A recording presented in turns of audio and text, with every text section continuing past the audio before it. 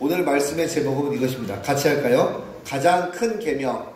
자, 옆에 분한테 가장 큰 계명을 아십니까? 물어보겠습니다. 가장 큰 계명을 아십니까? 예. 예. 오늘 말씀의 제목은 가장 큰 계명입니다. 자, 오늘 말씀 들으시면서 내가 오늘 몰랐었던 말씀도 또 있었구나 라는 것을 또 깨닫게 되는 시간이 될 줄 믿습니다. 쉬운 얘기부터 시작하겠습니다. 구약 성경에 보면 모세가 있습니다. 모세는 이스라엘 백성들을 애굽 땅에서 하나님의 능력을 힘입어서 이스라엘 백성들을 나오게 했습니다. 이 사건을 무엇이라고 부르냐면 출애굽. 애굽은 이집트죠. 그러니까 이집트를 나오게 한 것을 출애굽이라고 하고, 이것을 성경으로 기록한 것을 출애굽기라고 부릅니다.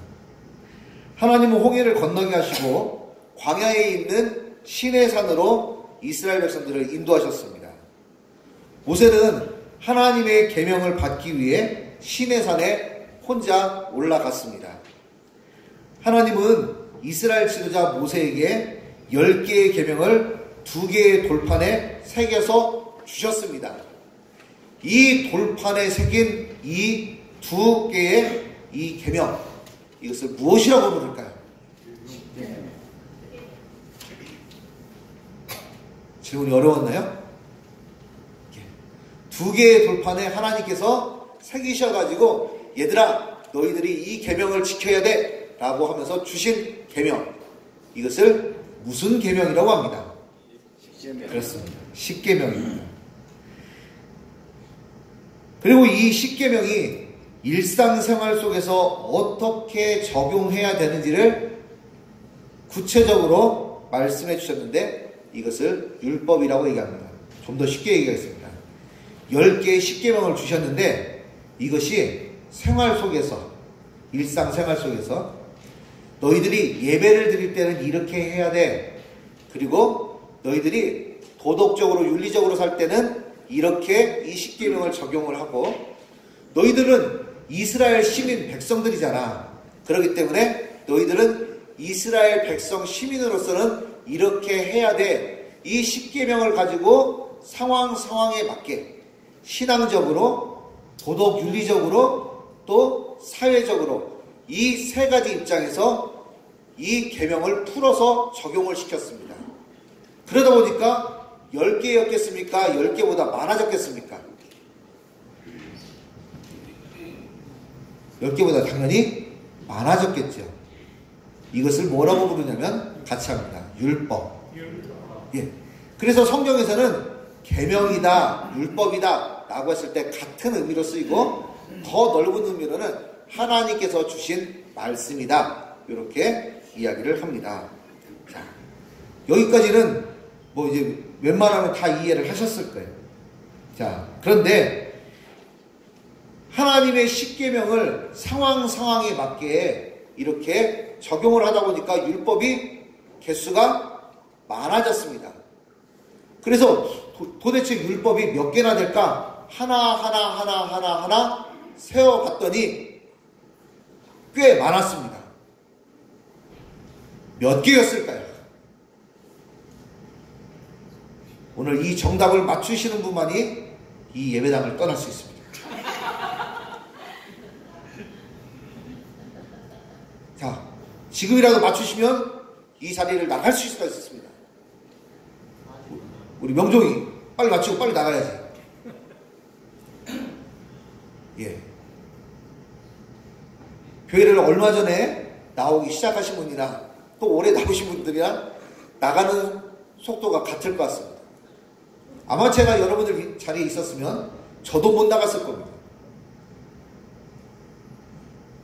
이렇게 율법을 세워봤더니, 성경에 있는 율법을 세워봤더니 꽤 개수가 많았습니다. 몇 개가 있었느냐? 같이 할까요? 613개. 613개가 있었습니다. 몇 개요? 613개. 예. 율법의 개수가 613개였습니다. 그런데 이 율법에는 크게 보면은 이거와 이것으로 나눠집니다. 자, 쉽게 한번 얘기해 보겠습니다. 우리 주지사님께서 우리 은율이가 자랄 때에 은율이한테 이렇게 그 말씀하실 때 보면 크게 두 가지로 나눠질 수가 있습니다. 은율에게 얘기를 할 때 이것과 이겁니다. 예? 그렇죠. 해라, 해라, 하지 말아라. 율법은 크게 딱 나누면 두 종류로 나눌 수 있습니다. 무엇과 무엇. 하지 말아야, 하지 말아라 라고 하는 율법과 해라 라고 하는 이 긍정적인 율법이 있습니다. 여기까지 안 어려웠죠. 그러면 이 613가지의 율법에 이 하지 말아라 라고 하는 율법이 몇 개가 있었냐면 365개가 있었습니다. 외우기가 쉽죠? 365개가 하지 말아라라고 하는 율법입니다. 이 말은 하나님을 믿는 성도는 매일 하나님의 말씀, 계명과 율법을 주야로 묵상하면서 지켜야 한다는 것을 말해줍니다. 어느 날 며칠 동안 하나님 말씀 지켜보고 나머지는 내 멋대로 사는 것이 아니라 하나님의 말씀을 날마다 묵상하면서 주의 말씀대로 살아야 된다는 것을 내포하고 있습니다. 자, 그렇다면 이 중에 365개가 하지 말라라고 했으면 이제 몇 개가 남았을까요? 248개. 예, 벌써 계산이 빠르시잖아요. 248개는 하라, 행해라 라고 하는 율법이었습니다. 그러면 365개의 하지 말라고 하는 이 율법은 365일, 1년을 의미하는 것이라면 248개는 어떤 의미를 가지고 있을까요?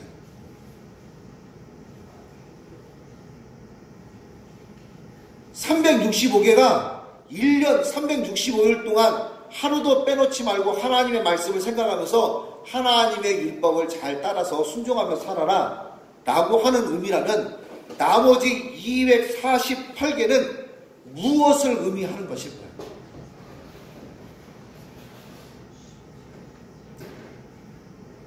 제 얼굴에 쓰여 있나요?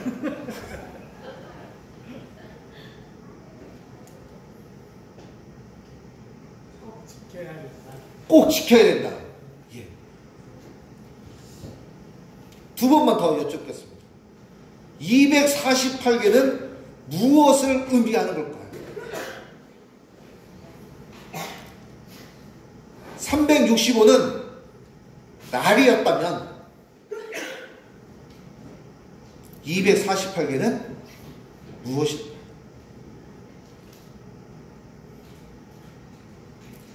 하나님 말씀은 날마다 지켜야 된다.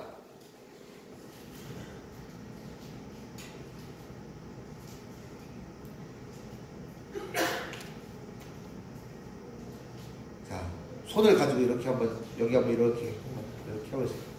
손을 가지고. 예, 답은 거기 있습니다. 248개는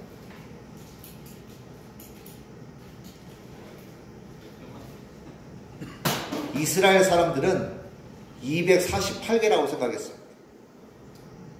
뭐가요? 뼈가. 예. 그보다 조금 확장을 해서 우리 몸에 있는 이 지체, 몸에 있는 개수가 총 248개라고 생각을 했습니다. 이스라엘 사람들이 생각할 때, 그러니까 613개의 이 하나님이 주신 율법은 뭐냐? 365일 동안 우리가 날마다 생각하면서 삶으로 실천을 해야 된다는 것이고, 248개는 무엇으로 하는 거냐? 머리로만 하는 것이 아니라는 거야. 하나님 말씀 지켜야지. 하나님 말씀 순종해야지. 그것이 아니라 하나님의 말씀을 어떻게 하는 거예요? 마음과 생각과 거기서만 멈추지 않고 우리의 몸, 우리의 지체를 가지고 하나님의 말씀을 삶으로 실천해야 된다는 것입니다. 신앙생활이 너무나 이 관념적이 되는 거예요. 그러나 하나님은 신앙을 관념적으로만 얘기하지 않아요. 관념적이라는 것이 나쁜 것은 아니에요. 그런데 신앙은 생각하는 것뿐만 아니라 그것을 삶으로 실천을 하는데 무엇을 가지고 실천하느냐? 몸을 가지고. 하나님이 주신 이 선물을 가지고 잘 하는 거예요.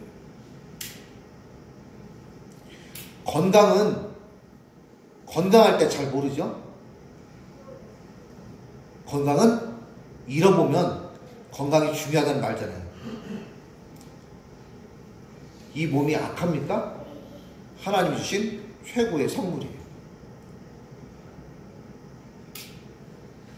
바로 하나님의 말씀은 매일의 삶 가운데 우리의 몸을 가지고 삶으로 실천하는 것, 이것이 바로 하나님이 우리에게 주신 계명과 율법인 것입니다.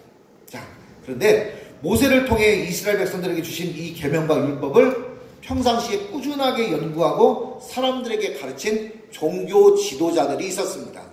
이 사람들이 바로 누구냐? 오늘 성경 본문에 등장하는 바리새인이라는 사람입니다. 자, 34절 말씀에 보면 이렇습니다. 예수께서 사두개인들로 대답할 수 없게 하셨다함을 바리새인들이 듣고 모였는데, 바리새인들은 이스라엘 백성들이 볼 때 계명과 율법을 철저하게 지키는 사람들로 보였습니다. 아주 옷도 멋지게 입고 다니고요. 그러나 사람들의 눈에 볼 때는 굉장히 경건해 보였는데 예수님이 보실 때는 완전히 형식주의자, 외적으로만 경건한 척 했었다는 거예요. 오히려 속을 들여다봤더니 무엇에 대한 관심밖에 없냐? 사람들한테 인정받는 인기에 관심이 있었고, 그리고 이것을 매우 좋아했습니다. 무엇을 좋아했을까요? 무엇을 좋아했냐면 이것을 좋아했습니다. 누가복음 16장 14절부터 15절 말씀에 바리새인들은 돈을 좋아하는 자들이라 이 모든 것을 듣고 비웃거늘 예수께서 이르시되 너희는 사람 앞에서 스스로 옳다 하는 자들이나 너희 마음을 하나님께서 아시나니 사람 중에 높임을 받는 그것은 하나님 앞에 미움을 받는 것이니라. 사람들한테 인기가 많은 것이 문제가 아니라 이 사람들은 인기가 많게 하기 위해서 사람들을 눈속임을 했다 이겁니다. 자신들을 강력하게 비판하는 예수님을 바리새인들은 미워서 어떻게 하면 저 예수를 제거할까? 온통 그 생각밖에 없었습니다. 그래서 어떻게 하면 예수님의 흠을 잡을까 생각하고 난처한 질문을 통해서 시험을 걸었습니다. 35절에 그 중에 한 율법사가 예수를 시험하여 묻되 그는 예수님을 이렇게 부르면서 답했습니다. 뭐라고 불렀습니까? 같이 합니다. 선생님. 마음으로는 이 XX라고 부르고 싶었었는데 체면상 그렇게는 못 부르고 뭐라고 불렀습니까? 예의 있는 척하면서 선생님. 선생님은 원어로 하면은 랍비입니다. 이스라엘의 선생님 랍비는 율법을 백성에게 가르쳐주고 그것을 쉽게 풀어주는 해석을 해줬던 사람입니다. 이 사람이 예수님을 랍비라고 부른 것은 당신이 율법과 계명을 얼마나 잘 알고 있는지, 만약 내 질문에 답을 하지 못하면 당신은 백성들의 선생 랍비가 아니라 이 무지한 백성들을 미혹하는 종교 사기꾼으로 내가 만천하에 드러내서 당신을 완전히 묵삭을 만들겠다. 이런 마음으로 지금 시험을 거는 겁니다. 그럴 수 있겠죠? 율법사는 그러면서 예수님에게 질문을 합니다. 36절. 선생님, 율법 중에서 어느 계명이 크니이까? 이 질문을 했었던 율법사는 답을 가지고 있었을까요? 답을 안 가지고 있었을까요? 예수님이 알고 있는지 모르는지 테스트를 하는 거예요. 예수님은 율법사의 질문에 대답을 했습니다. 첫째는 하나님을 사랑하고, 둘째는 내 이웃을 내 자신같이 사랑하라. 이것이 가장 큰 계명이다 라고 말씀을 하셨습니다. 그러자 율법사도 이 말에 대해서 부정하거나 대적하지 못했습니다. 왜요? 율법사가 알고 있었던 하나님을 사랑하고 이웃을 내 몸같이 사랑하는 것이 당시의 모든 랍비들도, 이스라엘의 율법을 가르치는 선생들도 그렇게 가르쳤기 때문입니다. 그것은 왜 그랬습니까? 그것은 그들이 똑똑해서가 아니라 성경 말씀이 이미 모세를 통해서, 율법을 통해서 주신 말씀이었기 때문입니다. 자, 그러면 오늘 말씀이 우리에게 주는 신앙적인 교훈이 무엇인지 간략하게 살펴보겠습니다. 첫 번째, 가장 큰 계명은 전심으로 하나님을 사랑하는 것입니다. 37절 함께 볼까요? 같이 한번 읽어보겠습니다. 시작. 예수께서 이르시되 내 마음을 다하고 목숨을 다하고 뜻을 다하여 주 너희 하나님을 사랑하라 하셨으니, 하나님을 사랑하는 것이 제일 큰 계명이라고 말씀을 했습니다. 제일 큰 계명이라고 하는 것을 다른 말로 바꿔보면 가장 무거운 뜻을 가진 계명이라고 말을 할 수 있습니다. 그러니까 그만큼 무게감이 넘친다는 거예요. 자, 그럼 뒤집어서 한번 얘기해 보겠습니다. 가장 큰 계명이 무엇입니까? 라고 물어봤다면 반대로 뒤집으면 뭐가 되겠습니까?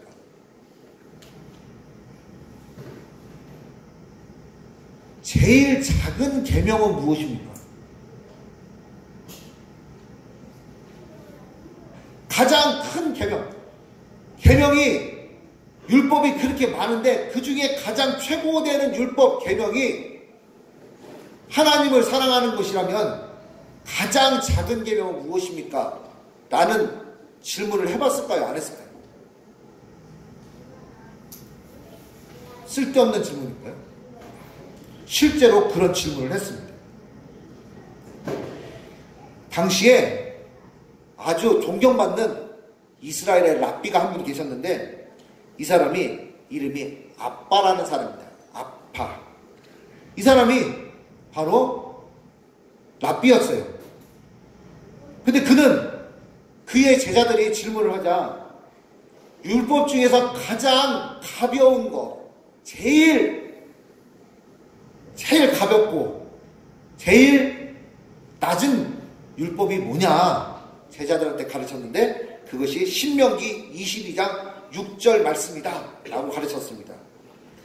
그게 뭔가 살펴봤더니, 길을 가다가 나무에나 땅에 있는 새의 보금자리에 새의 새끼나 알이 있고 어미새가 그의 새끼나 알을 품은 것을 보거든 그 어미새와 새끼를 아울러 취하지 말고. 바로 이 아빠라고 하는 이 랍비는 제자들한테 어미새와 새끼 새를 함께 봤을 때 꼭 먹고 알 먹고 하시려고 하지 말고 하나만 취해라, 이렇게 얘기를 했다는 거예요. 이게 제일 가볍고 낮은 계명이다 라고 가르쳤습니다. 물론 이 말에 대해서 모든 이스라엘의 율법을 가르치는 랍비들이 동의를 한 것은 아닙니다. 그거는 그의 주관적인 생각이었고 자기가 생각했을 때 그렇다는 거예요. 그런데 반대로 제일 무겁고 중요한 율법은 무엇인가 라는 것을 랍비와 제자들은 항상 질문을 했을 겁니다. 그런데 모든 랍비들은 다 같이 공통적으로 이게 제일 큰 계명이요 율법이다. 그것이 바로 무엇입니까? 마음을 다하고 뜻을 다하고 성품을 다하여 주 너희 하나님을 사랑하라. 신명기 6장 5절 말씀이 바로 제일 큰 계명이다 라고 말을 했습니다. 여러분, 여호와 하나님을 사랑한다는 것이 무엇일까요? 결코 어렵지 않습니다. 하나님을 사랑하는 것은 하나님 말씀에 순종하는 것이고 하나님과 동행하는 것이 바로 하나님을 사랑하는 것입니다. 더 쉽게 말하면 하나님을 사랑하는 사람은 아브라함처럼 하나님께 전심으로 예배할 줄 아는 사람, 다윗처럼 하나님을 전심으로 찬양할 수 있는 사람, 또 야곱과 같이 온전한 마음으로 물질과 시간과 모든 것을 구별하여 하나님께 봉헌하는 사람, 또 다니엘처럼 뜻을 정하여 일정한 시간에 하나님께 간절히 기도하는 사람, 이런 삶을 살게 됩니다. 요한일서 2장 5절 말씀에 누구든지 그의 말씀을 지키는 자는 하나님의 사랑이 참으로 그 속에서 온전하게 되었다고 말씀합니다. 예수님도 이스라엘 다른 랍비들이 가르치신 것처럼 하나님을 사랑하는 것이 제일 큰 계명이라고 우리에게 말씀하셨습니다. 두 번째, 가장 큰 계명은 또 하나 있는데 그것은 다름이 아니라 이웃을 사랑하는 것입니다. 39절 말씀, 둘째도 그와 같으니, 그와 같다는 게 뭡니까? 그만큼 무거운 계명이라는 거예요. 내 이웃을 내 자신같이 사랑하라 하셨으니, 내 이웃을 내 자신같이 사랑하라는 말씀이 가장 큰 계명이라고 이스라엘 모든 랍비들도 동일하게 말했습니다. 예수님의 말씀을 온 세상에 아주 열정적으로 복음을 전달했었던 분이 계셨습니다. 성경을 많이 기록하신 분입니다. 바로 사도 바울입니다. 사도 바울은 모든 율법 중에 모든 율법은 바로 이것으로 방점을 찍는다. 모든 율법 중에 이것을 쫙 올라가면 마지막으로 정점을 찍는 것은 바로 이것이다 라고 가르쳤습니다. 말했습니다. 왜요? 사도 바울은 율법을 너무나 잘 아는 사람이었어요. 갈라디아서 5장 14절 말씀에 온 율법은 내 이웃 사랑하기를 내 자신같이 하라 하신 한 말씀에서 이루어졌다. 모든 율법을 잘 지키는 건 뭐냐? 내 이웃을 내 몸같이 사랑하는 것, 이거면 다 이루어집니다. 내 이웃을 내 자신같이 사랑하는 것은 가장 큰 계명이어서 같이 합니다. 최고의 법입니다. 시작. 최고의 법입니다. 진짜요? 성경은 최고의 법이 바로 뭐냐? 내 이웃을 내 몸같이 사랑하는 것이다. 야고보서 2장 8절 말씀에 너희가 만일 성경에 기록된 대로 내 이웃 사랑하기를 내 몸과 같이 하라 하신 최고의 법을 지키면 잘 하는 것이다. 이웃을 사랑하는 것이 최고의 법을 지키는 겁니다. 이웃을 사랑하는 것이 신앙생활 절제라는 겁니다. 방언을 하고 환상을 보고 예언을 하고 기적이 일어나고 하나님은 그걸 묻는 게 아니에요. 하나님이 찾으시는 교회는 바로 뭐냐? 이웃을 사랑하고 위로는 하나님을 경외하는 교회를 찾는 거예요. 하나님은 신비로움에서 교회의 등급을 찾으시는 것이 아니라 하나님을 사랑하고 이웃을 사랑하는 그 교회에 하나님을 주목하신다는 거예요. 어떤 교회가 되기를 원하십니까? 은사는 많고 사람들이 볼 때 신비로운 일은 많은데 옆에 있는 사람들을 무시하고 사람들을 계급치고 그런 교회가 하나님이 기뻐하시겠습니까? 아니면 방금 전에 임지사님 기도했던 것처럼 부족하고 연약하지만 할 수 있는 우리에게 주신 것을 가지고 이웃을 사랑하고 섬기려고 하는 그런 교회가 하나님이 칭찬하시는 교회가 되겠습니다. 답은 뻔한 거예요. 왜? 최고의 법은 내 이웃을 내 몸같이 사랑하는 것이기 때문입니다. 예수님의 제자들도 이웃을 내 자신같이 사랑하는 것을 가장 큰 계명으로 믿고 따랐습니다. 자, 그렇다면 누가 이웃일까요? 누가 이웃일까요? 이 이웃이라는 이 단어를 히브리어 원어로 찾아봤더니 같이 한번 합니다. 레아라는 단어입니다. 레아는 좁은 의미, 이 협소한 좁은 의미로서는 어떤 의미로 사용이 됐었냐면 같은 혈연 관계를 갖고 있는 동족을 얘기를 했습니다. 자, 동족을 사랑하는 것이 이웃을 사랑하는 것입니다. 그런데 성경은 이 작은 의미에서만 얘기를 하는 것이 아니라 넓은 의미로 또 말씀을 합니다. 넓은 의미로서의 이 이웃은 누구냐? 바로 동족을 뛰어넘어서 우리의 사랑이 필요한 모든 사람들, 나그네, 이방인, 요즘 표현으로 하면 다문화 사람들, 가난한 사람 등을 모두 다 포함하는 것이 바로 이웃입니다. 그리고 이 레아라고 하는 이 단어, 이웃이라는 단어가 또 아주 특별한 경우에 쓰였는데 그때는 어떤 의미로 쓰였느냐? 함께 일하는 동료라는 의미를 가지고 있습니다. 함께 일하는 동료.